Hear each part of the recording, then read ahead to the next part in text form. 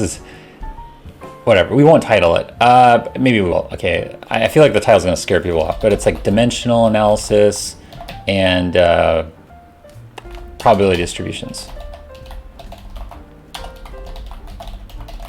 Because that's really what you're dealing with often when you're dealing with, here, we'll put it in some aesthetic print so it lures people in rather than scares people off. Oh, look, it's dimensional analysis and probability distributions. That's all we're doing. I just want to cover this. Like I said, each one of these in like 1 minute.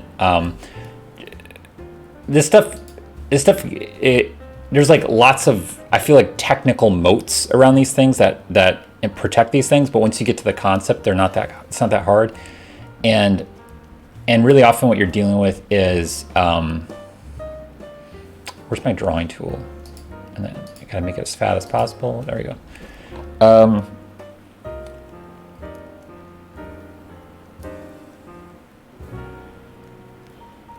Yeah.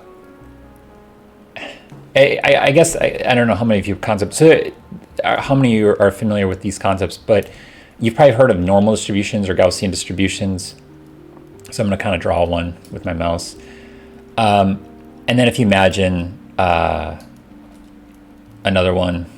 Okay, so this might seem already abstract, but what this represents is, say, we're looking at a single neuron somehow. And honestly, more likely with this neural link stuff and all that stuff, you have one of those threads they're talking about, and it's around it's actually around a cluster of neuron. You know, you have the heads of many neuronal bodies, as you guys probably remember from your neuroscience. You have neuron bodies, and then you have these long axons, right? And then those things, the synapses, and then this one's receiving the synapses of different ones, right? So these clusters of the neuronal bodies, it doesn't matter, but as they're firing, they're having these like positive and negative ion fluxes inside the cell, and it's doing that because it's pushing them out or it's bringing them in. So the fluid around this probe is changing. If that makes any sense? So you're pushing a bunch of negative ions out, and then it's pulling them back in, and that's partly how they're detecting it. They're probably ion sensors, although maybe potentially down the future we have like magnetic or electrical field sensors, and maybe they already do that. I don't know. It doesn't really matter, but that's what they're doing. So the point is being they're not often putting a probe inside a cell and then they know it's in one cell. It doesn't matter anyway. And even if we're dealing with one cell, the concept's the same. So this x-axis down here is if you're looking at one cell or a group of cells, it doesn't really matter. But you have, sorry, let me make this clearer. So obviously you have a bunch of these probes, right? But we only care. We're only looking at one of them. We're only looking at one of the probes. And the point is, my point that I probably confused everybody with is that whether the probe is inside of a cell or it's collecting a group of cells, it doesn't really matter. But we would prefer if it was inside of a cell and we had a probe inside of every single cell in your brain. That probably would be better. But the reason that these two things, dimensional analysis, probability distributions, are useful, and that's why, as like annoying as technical as they are, we kind of return them over and over in a lot of machine learning, is because this is what happens. So imagine this is the activity of a cell. So over here on the left side is when it's very inactive, and then here is like when it's maximally active. And so the probability distributions is, it's like we're superimposing a nicer, smoothed out version of reality. That's all models are, right? So the data is going to be very noisy, but what we see if we smooth it out a little bit is it's still problematic because, let let me draw this out all the way. Where's my, yeah, this actually extends all the way here, and this actually extends all the way here. Oh, I'm the best at digital chalkboard. All right. And the point is that the activity can be anywhere from low to high, right? And the graphs up here represent the amount of times that the activity is, say, at this level, like it's, say, at like whatever that is, 30%. Is it because the monkey was trying to move it to the left or to the right? And say the red one is to the right and the white one's to the left. So all probability is, and all Bayesian probability and all that complicated probability is trying to account for the fact that when I saw, like I looked at the activity for the last like 1 second and I saw it was, okay, it's about 30%. What does that mean? Is it, well, if we eyeball it, we're like, oh, it's probably trying to move it to the left, because that's literally at the peak of whenever it tries to move it to the left. And then let me put so we just have less likely for me to say something confusing. Right? But if you look at it, some percentage of the time down here, it's because the monkey was trying to move it to the right and it just happened to fire at 30%. And then some percentage up here, it was trying to move to the left. So that's all Bayesian probability is doing. It's looking at, if you, now it's firing closer to like, say, 60% over here, it looks at what does 60% mean? And it says 60% means that of all the prior times we've recorded data on this and the monkey was trying to move it to the left, which is the white, it did fire at 60% of the time sometimes, but usually it was trying to fire on the right. That's what you're doing. So you're collecting a bunch of data, and you collect both of these curves separately. You have it move to the left a bunch of times, and it makes like a normal distribution. And then you have it move to the right a bunch of times, and makes a normal distribution. And when you overlap them, often it's not even this clean. Let me draw what real fucking science engineering looks like. It looks something more like this. It looks like this. It's still normal distributions, everything, but it literally looks like, nah, I'm not even doing it correct. It's more like this. This is what we're dealing with. It's like more overlap than not. And then we're trying to guess, which way it's going.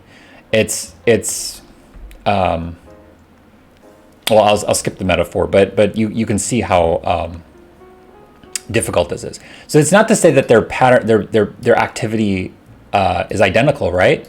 It's not that we have no way to distinguish the two, but we don't have a perfect way or even close to a perfect way to distinguish the two. The vast majority of the time, in this like region, we're largely guessing. I mean, a lot of times. So even this one is higher, right? Like let's say we had activity at this level. It's like, okay, go with the red, right? It's trying to move it to the right. And say this is the height of that right at this curve is, I'm sorry, I'm trying to do this simple. Let's say that's 10 and the height here is like 8, right? That means out of all the data points, we have 18 data points there, and 10 of them it was trying to move to the right, 8 of them was trying to move to the left. So a maximum likelihood, Bayesian, complicated, whatever approach, will say you're trying to move it to the right. But it's wrong, whatever that is, like 0.4 something percent, right? Or it's 45% of the time. It's that you're still wrong. You're just right 55% of the time, which is better than guessing. That's what we're dealing with here. That's what machine learning is. That's what probability distributions are. That's what Bayesian is. And that's my little. It ended up being like 3 minutes. I'm sorry. Lesson on probability distributions. Yeah, I don't know if I want to get into dimensional analysis because I thought I was going to do 1 minute on each, but maybe I can do it. Anyway, that's what they're dealing with. So that's more at the university level where they're trying to sort of figure out the neural code. This honestly is what you're actually dealing with. If you get a curve separation that this good as I drew in my first example, you're doing pretty good, because if you calculate overall this curve, how many percentage of the time you'll be wrong and right, this will be pretty good. But this often is closer to what the real data looks like. And obviously the worst is if you have this, right? If you have these curves wow, that wasn't even close. If you have the red curve like perfectly overlapping the white curve, then you're looking at a sensor that it might not even be in the brain. Maybe you're looking at weather data or something. You're looking at something that's just not correlated at all to whether the monkey was trying to move to the right or left, right? So this one I drew, at least there's some correlation. If you plotted this as a plot with correlation, the curve wouldn't be flat. There would be some tilt to it if you have, say, a 2-axis plot and you just plotted a scatter plot on these axes. That's another way to plot data. It's all related. It's all related. And so that's what they're trying to do. So what you do, screw it, let's try it. I might scare everybody off, but let's do it. In order to get this curve better, let me just extend my blackboard down. What you do is dimensional analysis, and you're trying to get these probability curves better. And this is, and if you're in like psychology or something, and you're trying to deal with like survey data, it's the same thing. I mean, it's like this. If you're an investor, this applies to everything. So you don't have to be trying to giving yourself an aneurysm trying to analyze neural data. But if you're trying to predict whether some stock's going to go up or down, or you're trying to separate out people based on a survey, on a personality survey or something.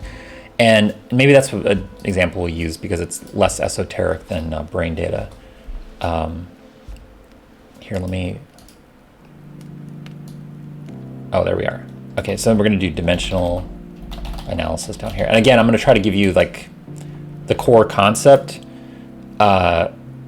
because in my mind, like I said, I think there's a lot of moats dug around these concepts that are actually not that complicated. And the moats are like, technical language and math equations and really bad metaphors. And maybe my metaphors aren't great, but hopefully they're a little better. So I think, in just a couple minutes, you could probably get the core concept. And I'm trying to think, maybe this is a bad label for this because I know sometimes, whatever, I'm going to use this. Okay. So I don't know if you've ever heard like PCA, ICA. In animal neural data, they use a lot of PCA. There's a lot more newer dimensional reduction methods that they have used in the last 20 years. They've actually come up with finally, because all these things were super old, like ICA and PCA especially. Well, ICA is a little newer, but PCA. And it's probably because you need a lot of computational power to do this stuff. And we only had computers working from like maybe the 70s or 80s with a lot of headache. PCA you can actually calculate by hand, so that's why it's a little older. Anyway, in social sciences, they often talk about factor analysis, which is very related to PCA, but it's not exactly the same. There's SVD, singular value decomposition, if you're doing linear algebra. PCA is like SVD with a couple extra steps. Anyway, doesn't matter. Forget all the moat stuff. The point is, what are you doing? What is the point? And I'm trying to think of a good example. Imagine that you have a bunch of your friends. Maybe you go on Facebook, you look at I don't know if any of you are on Facebook anymore. I'm not on Facebook, but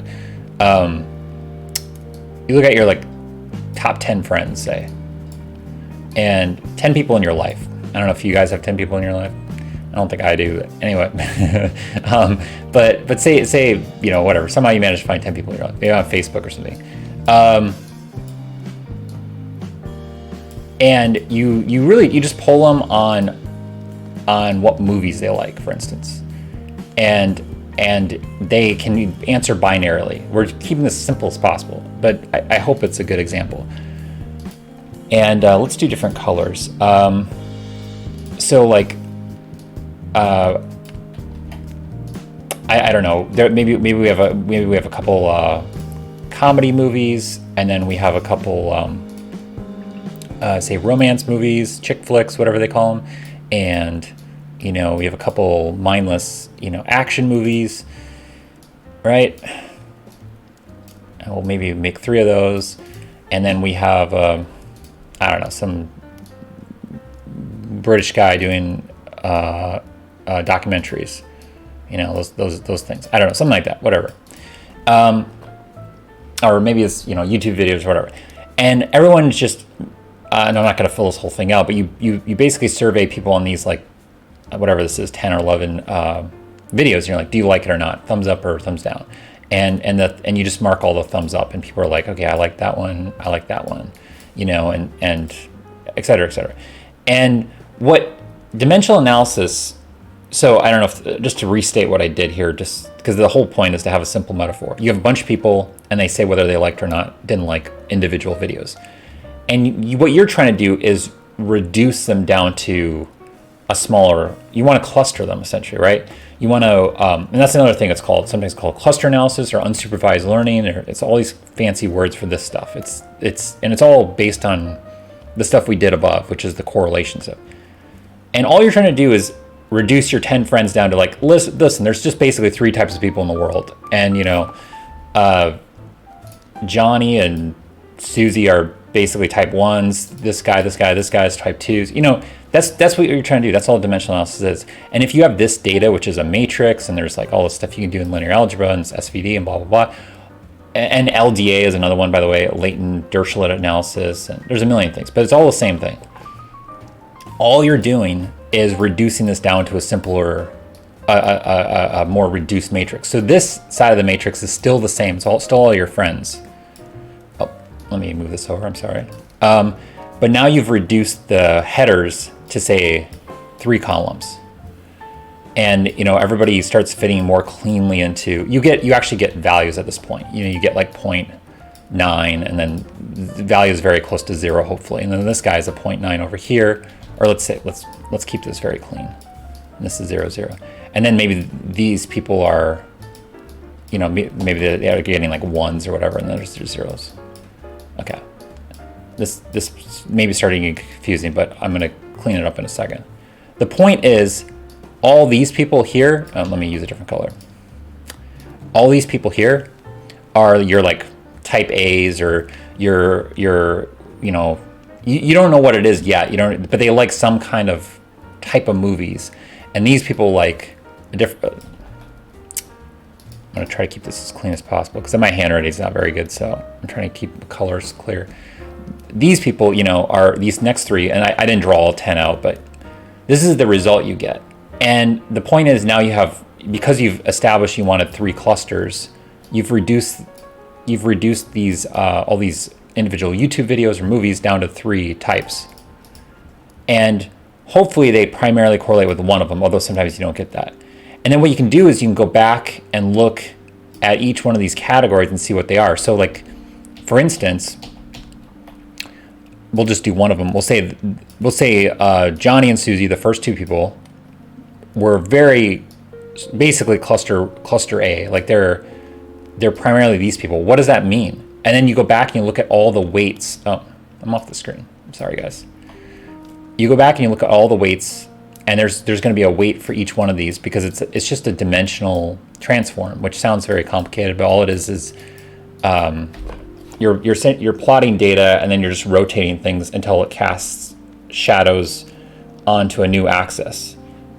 I might skip that for today, but it's actually not that hard. And what you're doing is you realize that primarily the biggest weights are these 2, and maybe all these movies. And so you're like, oh, people in cluster A really like, what did I say? Humor, like comedies and documentaries. Okay. And then you go to the cluster B and cluster C, and they like different, and that's what you're doing. And you're trying to reduce observational data to more generalized data. And you're doing that, and all it's doing is basically running correlations, rotating the data, running correlations essentially, and trying to find the strongest correlations in a way, and trying to find the ways that would cause in between groups to be the least correlated or even anti-correlated in a way. And there's different ways you can do it. There's different parameters, but let's keep it simple. So the point, and I'm done with this, by the way, the point of the whole dimensional analysis thing is that what happens, now imagine these top ones are all different neurons. 10 neurons, 100 neurons, 10,000 neurons, which Neuralink is going to try to get up to. The way we're going to handle that, I mean, this is very rudimentary neurosignal analysis stuff, is you reduce this. You reduce that down to just a few dimensions or independent channels of information, if you will, if you want to say it a little more, less mathematical. And then you go up back to this stuff that we did up here, which is the probability distributions. And maybe instead of getting this, you get something that's they're now more separated out because you did this. Maybe you take 10,000 channels of information and you do some outlier exclusion. You figure out ways to exclude like 4,000 of them. You transform them. You like square the data, or you log transform the data, or whatever. This is all you do. You just keep playing around with the data, and then you dimensionally reduce it down to like 2 axes, and then you plot it again. And eventually, sometimes you find out ways that they separate out more, which means, if you recall from this one, instead of having like a 55% accuracy or something just above 50% barely, you might get 65 or 70 or 75%. You get closer to usability for humans. And that's it. So that's why these two concepts are really important. And you, again, this applies to everything. If you want to do stock market analysis, or you want to do psychological data, you want to survey people and come up with your own big 5 ocean or Jungian personality types or whatever, this is what you do. This is it. So I really feel like they should be starting with simple examples like in junior high or something, and then working backwards and showing people why, because they just launch you into linear algebra and you don't know why any of this is important. And even semesters later, you still won't get it. So that's what you're trying to do. You're just trying to be able to collect data from the world and condense it into some sort of meaningful generalizations. And that's what this lets you do. And then this up here lets you predict or correlate. It depends on your causality. I mean, if you're either labeling or you're predicting. If you're trying to guess something ahead in time, it's predicting. If it already happened, it's correlating and labeling, whatever. But yeah, that's it. It's not that bad. And imagine getting exposed to this over and over and over. This is not that hard. But for some reason, through the education system, I feel like this was not apparent to me for a long time. So anyway, that's my little knowledge warhead for today, which I wasn't planning on doing that, but actually made sense to do it.